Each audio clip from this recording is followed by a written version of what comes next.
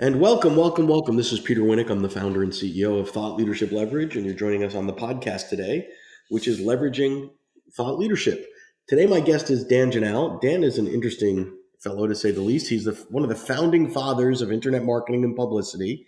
He wrote one of the first books on this subject back in 1994. He's the president of PR Leads to Profit. He is also runs a company called Write Your Books in a Flash, and he has written 13 best-selling books. He has been a contributor on CNBC, New York Times, USA Today. If I spent the rest of the time we had together going through his accomplishments, we wouldn't have much time to talk. So let's just dive in. Welcome aboard, Dan. Thanks a lot, Peter. I'd much rather spend time on content than on background. Great. So you work with a lot of interesting, similar folks to we work with, right? So you work with authors and thought leaders and speakers and help them write their books and get their PR out there. Do you want to give us a sense of the types of things that your various companies do for folks? Sure. I have a good background in PR, but to tell you the truth, that sort of runs itself. We can get into that if we want to. But I'm spending a lot of my time now as a book coach, developmental editor, and ghostwriter because, frankly, it's more interesting. I find the long form a lot more interesting right now. So some clients come to me with a first draft, for example, and as we all know, all first drafts suck. Anne Lamott said that. Stephen King said that, and if Stephen King Yep. say that his first draft sucks, then it gives us permission to try and make it better. And that's what I do. I was a newspaper reporter and editor, so I'm trained to look for what's missing, what could be made better if you bury the lead, and such like that. So a client can come to the first draft. In fact, one guy came to me with the first draft, and it was a good book. It was a book about communications. He was another PR professional. Right. And I said, "This is a really good book, but you don't have any stories. It's all theory and a lot of scientific based information. It shows that you're a really smart guy and you've done your homework, but there's really no personality here." He said, "Well, I don't like to tell stories." And I said, "Well, if you did like to tell stories, what story would you tell?" I learned that from Tony Robbins. And Right. he proceeded to tell me the story when he was PR director for Scholastic Publishing, and his boss came in office one day and said, "Hey, we're going to start to promote a new series of books by this English author, and she's really crushing it in England, and you have to go out and do the PR for this." And he said, "Well, I'd really rather train someone to go out and do it because I don't want to spend the time on the road." So he told the story about how he mentored this woman who eventually did all the PR for, you guessed it, the Harry Potter series. So here you see this wonderful guy who's seen as a mentor, who's giving, you Yep. get to know, like, and trust because he didn't want to hog the spotlight and be known as the guy who brought Harry Potter to America. He gave that great gift to one of his underlings, one of his direct reports, and she became J.K. Rowling's best friend, and now she runs some of her foundations. So it's a great That's story very cool. in the book. He couldn't get that from himself. He needed to work with an editor like me who could get it out of him. He had it in him. He didn't realize it. So I want to talk about oftentimes, particularly for first time authors, it's overwhelming, right? There are some assumptions they have that need to be cracked, meaning, they need to do this all on their own or they need to hire a ghostwriter and do nothing. Could you sort of go through the continuum of various levels, right? There's someone that might help you spar around the intellectual property. There's copywriting, there's editing, there's book framing. Talk about the different sort of functions where folks could use some help and what the differences are between them. That's a great distinction because it really does take a village to write a book.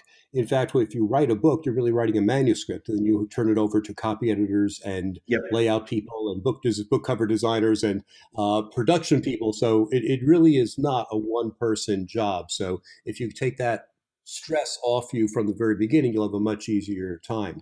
When I work with clients, I start with what I call a quick start program.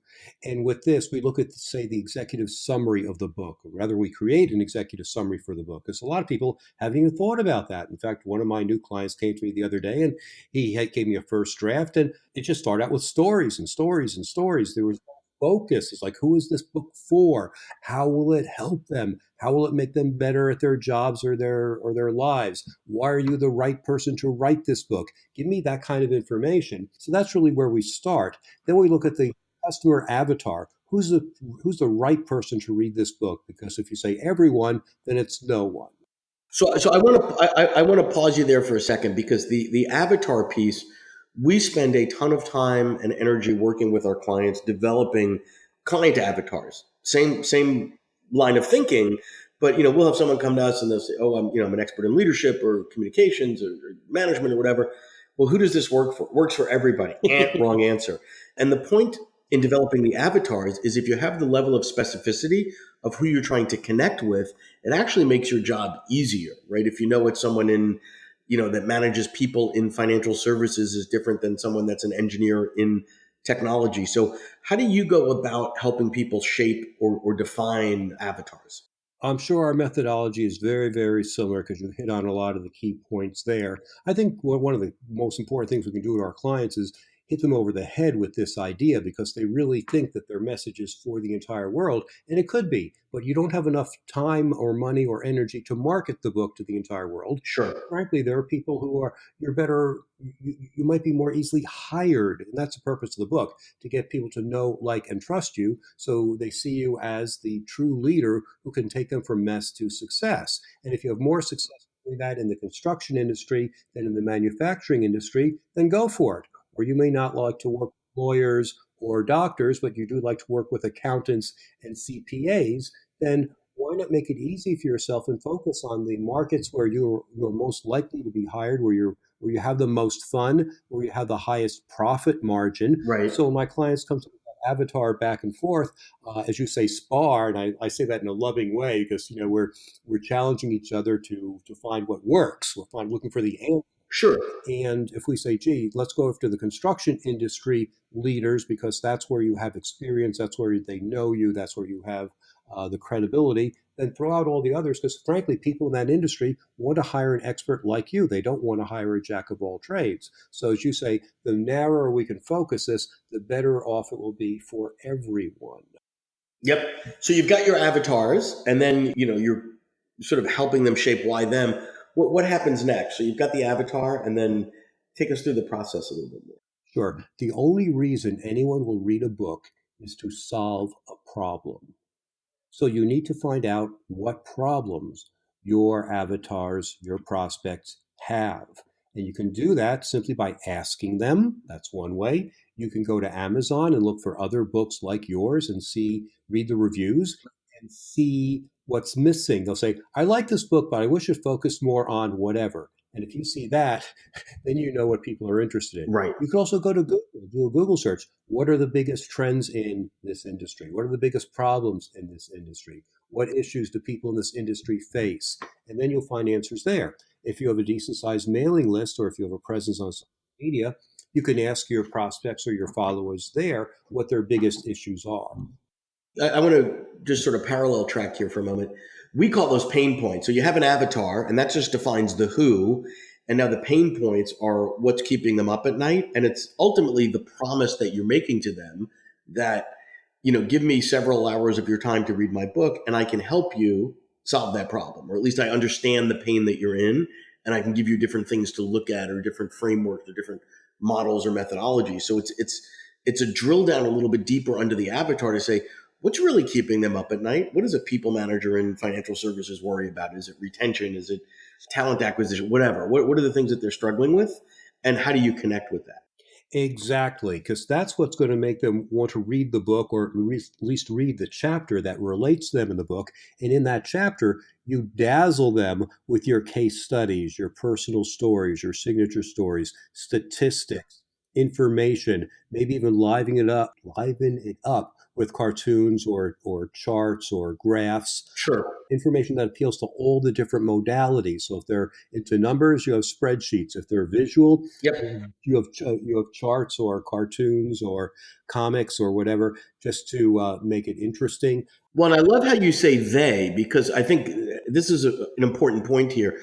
Oftentimes we'll think, well, I'm visual, so I would like some graphs here. Well, it has nothing to do with you as the author, but you can draw some logical assumptions based on the avatar and the pain points on how they prefer to consume content. And oftentimes it's a little bit of a shift to say, well, I would, put a graph here, and it might be, well, maybe it's an infographic, or maybe it's something else because that's what those people that are representative of that avatar prefer. And that's a little bit of a mind shift. Would you comment on that? I agree completely. I was working with a client who teaches people how to sell to the government, and he had a number of charts, and some of the charts, frankly, didn't make sense. So it's not just enough to have a chart in there, but you really have to have an those charts and say, does that chart say exactly what I think it says? Because he was looking at it from a different modality than I did, and I said that doesn't make any sense to me. And the same thing with stories. Sometimes I read a story that a client has written, and I come up with a completely different conclusion than he did. And it just he didn't make the same point that he thought he did because he's too close to it. That's why you work with an editor who can come at it from a different perspective or a naive perspective and say, I'm not in the construction industry. That's why you need to hire me because I'm going to ask the questions that a newbie would have Sure. that would bring the book back down to a level that anyone can understand. Got it. So I love the process. So you've got the pain points, you've got the avatars, and now you've got to write the book. So before we get into the book writing process, I want to just pause here and pivot a little bit. If you're enjoying this episode of Leveraging Thought Leadership, please make sure to subscribe. If you'd like to help spread the word about our podcast, please leave us a review and share it with your friends. We're available on Apple Podcast and on all major listening apps, as well as at thoughtleadershipleverage.com/podcasts. Could you share with us some of your experiences and thoughts relative to the options and choices that an author has as it relates to publishing in terms of traditional versus vanity versus everything in the middle today? You want to give us a little bit of a opine on that for a moment? Sure, we could spend 3 hours on this, but I'll try to make it really, really short. Most Okay, most publishers in New York these days are nothing more than vanity publishers. Very few of them are giving advances anymore, and they're basically asking you to pay them to publish your book. So you might as well do it yourself. Also, if you do get a New York publishing house, they're probably going to take anywhere from a month, excuse me, a year to 18 months to 2 years to get the book into their processing cycle. So if you're a consultant, speaker, author, expert, trainer, who wants to make money with your book tomorrow, you're better off self-publishing today, and you can probably do it a lot cheaper than for what the New York publishers are going to charge you. Yep. Well, and I want to touch on what you said with the New York publishers, that they've all become vanity presses because Not all, many of them, many of them. many, If you have a huge following, and I mean hundreds of thousands of people following, sure, and you don't have to be Ellen DeGeneres, right, but you're someone like that, a Daniel Pink, right. yes, you'll get in advance. If you're someone like you or me, someone who's a thought leader in an industry, but we have 10,000, 20,000 followers, they're going to ask us to pay them to publish the book, and then you'll have their imprint on your book. But they're not going to lift a finger to market the book or help you in any way. It will look like a professionally published book, which is good. Sure. We'll get it into distribution, which is good, but you're trading a lot of time for that, and you're giving them a fair amount of money to make that happen. Well, and I just want to push on how they do that because people would say, "Wait a minute," but the McGraw Hills or whoever, not to name names, are not charging people to publish a book. But it's actually when you read the contracts, there'll be no advance, right? Okay, so that's fine. So you'll make it up on the back end, and you have to buy whatever 4,000 copies at wholesale from them. So you just took all the risk of running that first press run, alleviated them, took the risk away from them by funding that. You have to go pre-sell 2, 3, 4, 5,000 books.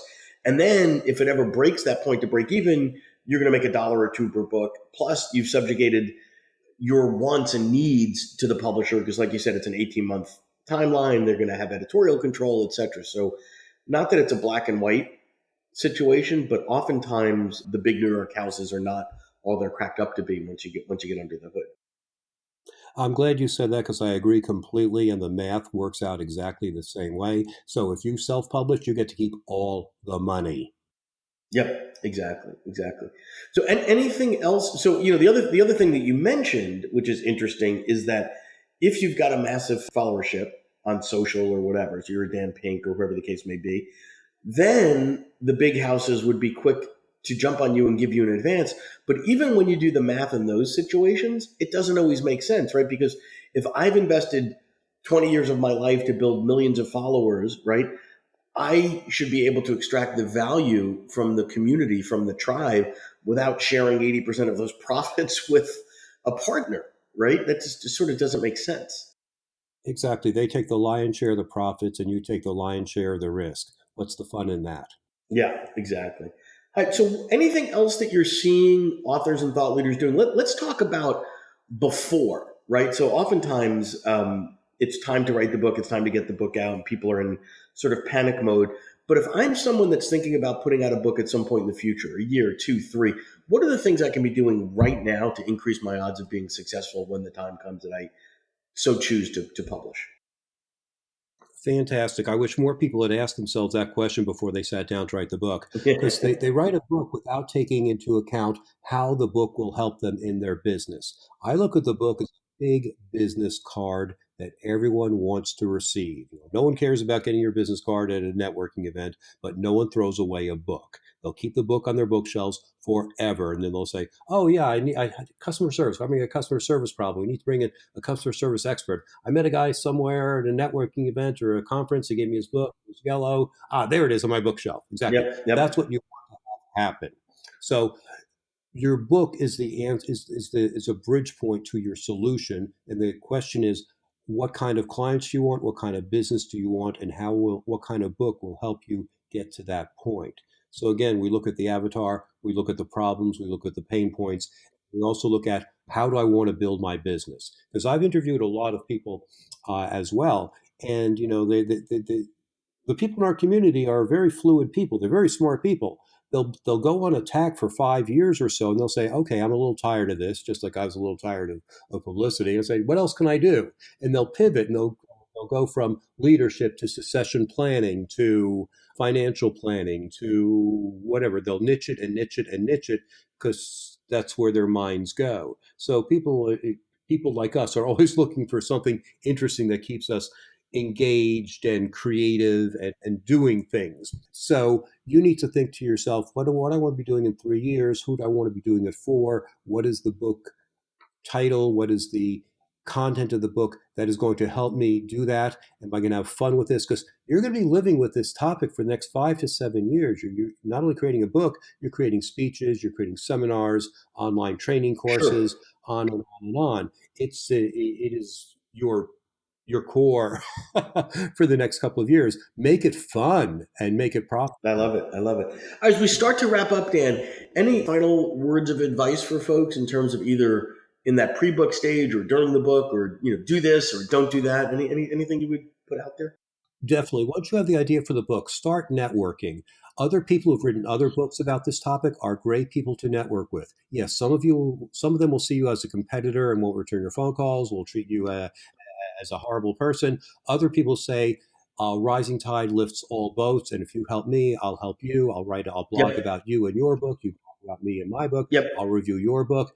I'll interview you for my book. I will promote you in my book, and they will do the same for you, because your market, I mean, your list, no matter how big it is, isn't big enough. If you have 10 other people who you can count on, then you're going to reach 10 times as many audiences that you could never possibly reach yourself or pay for to reach with advertising or I such love like that. that. So start networking immediately and never, ever, ever, ever stop. Yep. Well, and I think my experience has been more often than not, even if you're writing in an area that's quote competitive to someone else, it's a big enough world. More often than not, those folks would want to collaborate with you under the rising tide lift all boats mantra than the competition model. And I've seen some awesome collaboration of folks that you think would be competitors, because if you the fact is, if you're interested in that category, it's not like you're only going to read one author's perspective on it. It's sort of small-minded way of thinking. So I think reaching out to fellow authors or experts in your domain area and making yourself known, and being generous as well is always good advice. So thank you so much, Dan. This has been fantastic. I appreciate it. Well, thank you very much. It's been a pleasure being on your show. Thanks. To learn more about Thought Leadership Leverage, please visit our website at thoughtleadershipleverage.com. To reach me directly, feel free to email me at peter@thoughtleadershipleverage.com. And please subscribe to Leveraging Thought Leadership on iTunes or your favorite podcast app to get your weekly episode automatically.